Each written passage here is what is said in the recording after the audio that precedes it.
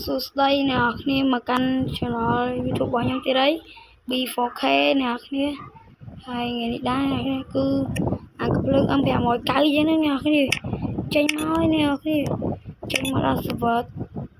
សៀមអ្នកគ្នាហើយអ្នកគ្នាបច្ចា server អីគេ server ថៃគឺចោលលើទឹកដីហ្នឹងតែឥឡូវយើងមិនខ្វល់គឺ M590 គឺចេញមកពីរយ៉ាងគឺមកជាមួយនឹងអីគេហ្នឹងអីគេទៅតែននេះអ្នកគ្នាជាមួយនឹងបកៈយកកាប់គ្នាយកឡើងចំម៉ែ20ជា25កាប់អើភូមិហើយគឺមកដល់សវថៃដូចគ្នាអ្នកគ្នានេះហើយ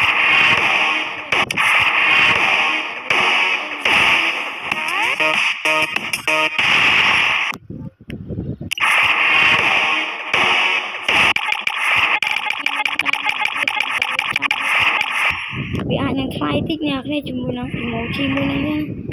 គឺចេញមកបែបដូចជាយើងណាតែបើអ្នកហេងអស់ដល់ទៅតាតិចទេអ្នកគ្នាជាម៉ាត់ទៅ5-10រៀល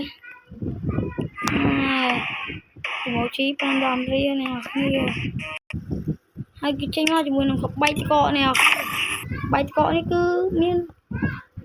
សៃមាន emoji បើក graphic មកគឺស្អាតតែម្ដងអ្នកគ្នាជាមួយនឹងក្បាច់កកមួយនឹងដែរគឺមាន event ផ្សេងជាច្រើនអ្នកគ្នាដែលរងចាំចេញមក server យើងអញ្ចឹងណា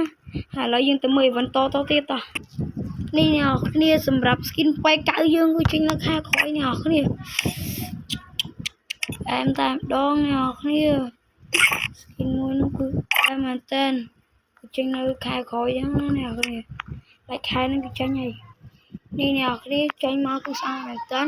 ខ្ញុំស្រឡាញ់ style រួមតែម្ដងអ្នកគ្នាគឺអែមហើយ effect កំភ្លើងគឺចេញពីយ៉ាងអ្នកគ្នា effect កំភ្លើងចេញមកវ៉ា6គីឡូ